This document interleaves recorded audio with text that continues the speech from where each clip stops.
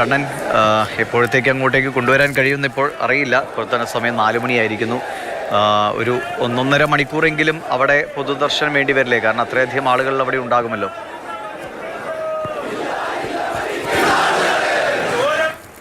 അധികം പൊതുദർശനം വേണ്ടി വരും.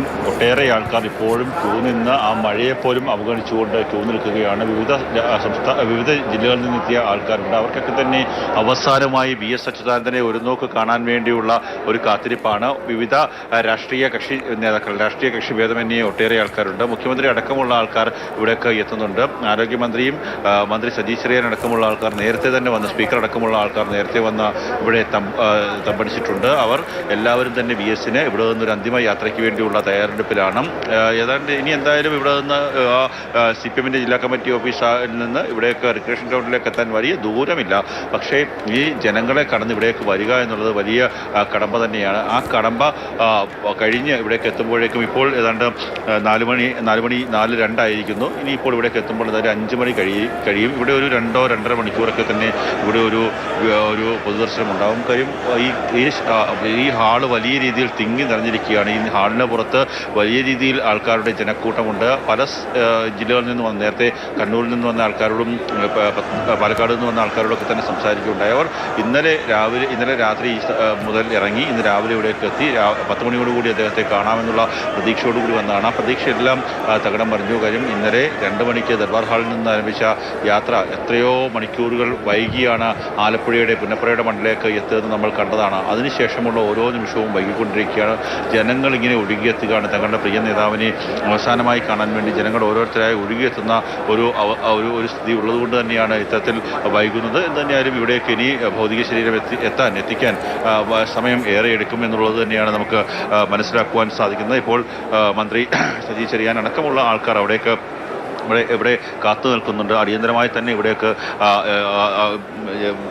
മൃതദേഹം എത്തിക്കാൻ വേണ്ടിയുള്ള ശ്രമമാണ് അപ്പോൾ അദ്ദേഹത്തിൻ്റെ ഭാഗത്തു നിന്ന്. അപ്പോൾ തന്നെ മറ്റ് MLA മാർ, ജനപ്രതിനിധികൾ അടക്കമുള്ള, സ്പീക്കർ അടക്കമുള്ള ആൾക്കാരുണ്ട്, മന്ത്രി ശശീന്ദ്രൻ അടക്കമുള്ള ആൾക്കാരുണ്ട്. അവരെല്ലാവരും തന്നെ ഇവിടേക്ക് എത്തി ഒരു അടിയന്തരമായി തന്നെ ഇവിടെ എത്തി നിൽക്കുന്ന ആൾക്കാർക്ക് എല്ലാവർക്കും തന്നെ പരമാവധി അദ്ദേഹത്തെ കാണാൻ വേണ്ടിയുള്ള അവസാനമായി ഒരു റെഡ് സല്യൂട്ട് നൽകാൻ വേണ്ടിയുള്ള ഒരു നടപടിയിലേക്കാണ് കാര്യങ്ങൾ പോകുന്നത്.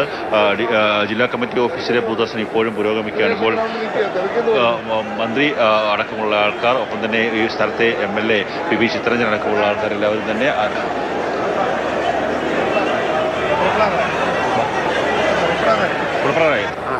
ഇപ്പോഴത്തേക്ക് എത്തിക്കുന്നു. ഇപ്പോഴത്തേക്ക് പുറപ്പെടുമെന്നാണ് പറയുന്നത്. 11 ഉടനെ നമുക്കിവിടെ ഒരു 7:30-8 മണി വരെ, ഒരു 7 മണി വരെ എന്തായാലും ഇവിടെ ജനക്കൂട്ടം ഉണ്ടാകുമെന്നാണ്. വലിയ തിരക്കാണ് ആ പാലത്തിന്റെ അടിയിലെല്ലാം. ഒരു കാര്യം ഉറപ്പാണ്, എല്ലാവരെയും കാണിച്ചിട്ട് മാത്രമേ ഇവിടെ നിന്ന് വിലാപയാത്ര പുറത്തു. അത് പല ആൾക്കാരും മണിക്കൂറുകളായിട്ട് കാത്ത്, മഴയും വെയിലും ഒന്നും അതെ, തീർച്ചയായിട്ടും. അപ്പോൾ VSനെ കാണുവാനുള്ള അവസാനത്തെ ആളിനെ കൂടെ കാണിച്ചുകൊണ്ട് കൊണ്ടുപോകുക എന്നുള്ളത് തന്നെയാണ് തീരുമാനം. എപ്പോഴത്തേക്ക് എത്തും? ഞാൻ ഒരു 1/2 മണിക്കൂറിൽ വരുമെന്നാണ് പറയുന്നത്. എല്ലാവരെയും കാണിച്ചിട്ട് ഇവിടെ കൊണ്ടുപോകുന്നത്. എപ്പോഴത്തേക്ക് എത്തി? ഇപ്പം അവിടുന്ന്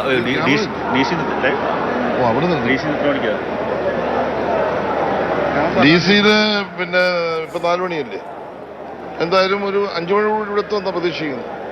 അപ്പം അവിടെ പാർട്ടി നേതാക്കന്മാരുണ്ടല്ലോ, കാര്യങ്ങൾ കൂടി ആലോചിച്ച് ഒരു നിർദ്ദേശം ഇപ്പം തരും. അതനുസരിച്ച് തുടർന്നുള്ള കാര്യങ്ങൾ നീക്കും.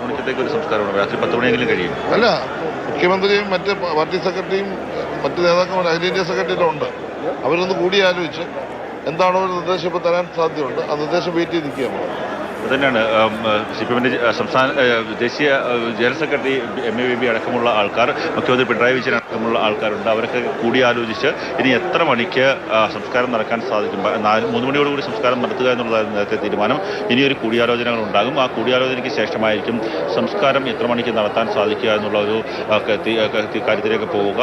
ഈ റിക്രിയേഷൻ ഗ്രൗണ്ടിലാണ് നമ്മൾ നിൽക്കുന്നത്. റിക്രിയേഷൻ ഗ്രൗണ്ടിൽ സ്വാതന്ത്ര്യദിന പരേഡായാലും റിപ്പബ്ലിക് ദിന പരേഡായാലും എത്രയോ പരേഡുകൾക്ക് അദ്ദേഹം എത്തി ഇവിടെ സല്യൂട്ട് വാങ്ങിച്ചിട്ട് മടങ്ങിയിട്ടുള്ളതാണ്. അവിടെ അവസാനമായി അദ്ദേഹം എത്തുമ്പോൾ ഇവിടുത്തെ പാർട്ടി പ്രവർത്തകരുടെയും അദ്ദേഹത്തെ സ്നേഹിക്കുന്ന ആൾക്കാരുടെയും അവസാന സല്യൂട്ട് വാങ്ങാൻ വേണ്ടി അതിനുവേണ്ടിയുള്ള ക്രമീകരണങ്ങൾ, അദ്ദേഹത്തെ വഹിക്കാൻ വേണ്ടിയുള്ള, അദ്ദേഹത്തെ കിടത്താൻ വേണ്ടിയുള്ള എല്ലാ ഒരുക്കങ്ങളും പൂർത്തിയാക്കി മണിക്കൂറുകളായി കാത്തു. റിക്രിയേഷൻ ക്ലബിന് അവിടെ നിന്ന് വിവരങ്ങൾ നൽകിയപ്പോൾ മന്ത്രി സജി ചെറിയൻ അടക്കം പറഞ്ഞപ്പോൾ സമയം 4 മണി കഴിഞ്ഞു. 5 മണിയോടുകൂടി അങ്ങോട്ടേക്ക് മൃതദേഹം എത്തിക്കാൻ കഴിയും. ഒരു 7 മണി വരെയെങ്കിലും എല്ലാവരെയും കാണിച്ച ശേഷം മാത്രമേ സംസ്കാരത്തിനായി കൊണ്ടുപോകൂ. 7 മണി വരെയെങ്കിലും അവിടെ തുടരേണ്ടി വരുമെന്നാണ് പി ചിത്തരഞ്ജനും നേരത്തെ പറഞ്ഞത്. ഇപ്പോൾ രാജീവ് ദേവരാജും ഡി പ്രമേഷ് കുമാറും നമുക്കൊപ്പം തുടരുന്നുണ്ട്. പ്രമേഷ്, ഇപ്പോൾ ഇത്രയേറെ തിരക്കാണിത്. സത്യത്തിൽ പാർട്ടിക്ക് നിയന്ത്രിക്കാൻ കഴിയുന്നതിനപ്പുറത്തേക്ക് പോലീസിനോ റെഡ് വോളണ്ടിയേഴ്സിനോ ഒക്കെ നിയന്ത്രിക്കാൻ കഴിയുന്നതിനപ്പുറത്തേക്കാണ് വീട്ടിൽ തന്നെ നമ്മൾ തിരക്കേണ്ട. അവിടെയും പലർക്കും അദ്ദേഹത്തെ കാണാൻ കഴിഞ്ഞില്ല.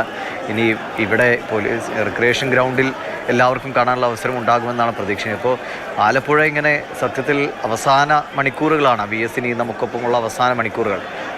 അദ്ദേഹത്തെ വരിഞ്ഞു മുറുക്കി പിടിക്കാനുള്ളൊരു ശ്രമം പോലെയാണ് ഈ സ്നേഹം ഒഴുകുന്നത്, അല്ലേ? അതെ ദിവിഷ്, ആലപ്പുഴയിൽ നിന്ന് മാത്രമല്ല, ശരിക്കും മറ്റ് നമ്മുടെ സംസ്ഥാനത്തിൻ്റെ മറ്റ് ജില്ലകളിൽ നിന്നൊക്കെ തന്നെ പ്രവർത്തകർ ധാരാളം വന്നിട്ടുണ്ട്. ഇപ്പോൾ നേരത്തെ ഇവിടെ ഈ വരിയിൽ നിൽക്കുന്ന പലരും ആലപ്പുഴയിൽ നിന്ന് മാത്രമല്ല എറണാകുളത്തു നിന്നും അതുപോലെ തന്നെ പാലക്കാട് നിന്നൊക്കെ ധാരാളം വന്നിട്ടുണ്ട്. അപ്പോൾ പാലക്കാട് അദ്ദേഹം മത്സരിച്ചിട്ടുള്ള മണ്ഡലം മലമ്പുഴയാണ്. ഏതാണ്ട് 91-ലും 96-ലും കഴിഞ്ഞതിന് ശേഷം പിന്നീട് 2001 മുതൽ അദ്ദേഹം മത്സരിച്ചത് മുഴുവൻ മലമ്പുഴയിലാണ്. മുഖ്യമന്ത്രിയായത് മലമ്പുഴയിൽ നിന്നാണ്. ഏതാണ്ട് 10 തവണ മത്സരിച്ചിട്ടുള്ളതിൽ അദ്ദേഹം എനിക്ക് തോന്നുന്നത് ഒരു 4 തവണ ആലപ്പുഴ, 6 തവണ ആലപ്പുഴയിൽ നിന്നാണ്. അതായത് അമ്പലപ്പുഴയിലും പിന്നീട് മാരാരിക്കുളം മണ്ഡലത്തിൽ നിന്നും. പിന്നീട് 2001 മുതൽ അദ്ദേഹം മത്സരിക്കുന്നത് ഈ പറഞ്ഞ മലമ്പുഴ മണ്ഡലത്തിൽ നിന്നാണ്. അപ്പോൾ അവിടെ നിന്നൊക്കെ ധാരാളം പ്രവർത്തകർ വന്നിട്ടുണ്ടാവും. കാരണം സ്ഥിരമായി VS മത്സരിക്കുന്ന മണ്ഡലം, പലപ്പോഴും അദ്ദേഹത്തിൻ്റെ മണ്ഡലത്തിലെ പരിപാടികൾക്ക് അദ്ദേഹം പോകാറുണ്ട്. അപ്പോൾ സ്വാഭാവികമായിട്ടും ധാരാളം പ്രവർത്തകർ മലമ്പുഴ ഉൾപ്പെടെയുള്ള പ്രദേശങ്ങളിൽ നിന്നൊക്കെ വന്നിട്ടുണ്ട്. എന്തായാലും വരുന്ന എല്ലാ പ്രവർത്തകരെയും കാണിച്ചിട്ടാണ് അദ്ദേഹം ഭൗതികശരീരം ഈ ചുടുകാട്ടിലേക്ക് അല്ലെങ്കിൽ പുന്നപ്രവയലാർ ആ സ്മാരകത്തിലേക്ക് കൊണ്ടുപോവുക, വലിയ ചുടുകാട്ടിലേക്ക് കൊണ്ടുപോവുക എന്ന് പറഞ്ഞു കഴിഞ്ഞു ഇപ്പോൾ പാർട്ടി നേതൃത്വം. പുന്നപ്രവയലാർ സമരനായകനാണ് അദ്ദേഹം. ആലപ്പുഴ ജില്ലയുമായിട്ട് ഏറെ അഭേദ്യമായ ബന്ധമുള്ള ജനകീയ നേതാവാണ്. അദ്ദേഹത്തിൻ്റെ പ്രവർത്തനം തുടങ്ങിയത് തന്നെ കുട്ടനാട്ടിലെ ഭൂസ്വാമിമാരുടെ തൊഴിലാളി ചൂഷണങ്ങൾക്കെതിരെയുള്ള അദ്ദേഹത്തിൻ്റെ പ്രവർത്തനം അവരെ സംഘടിപ്പിച്ചുകൊണ്ടാണ് അദ്ദേഹം ആരംഭിച്ചത്. അങ്ങനെ ആലപ്പുഴയുമായി വലിയ ബന്ധം അദ്ദേഹത്തിനുണ്ട്. അദ്ദേഹം ആദ്യം മത്സരിച്ചത് അവിടെയാണ്.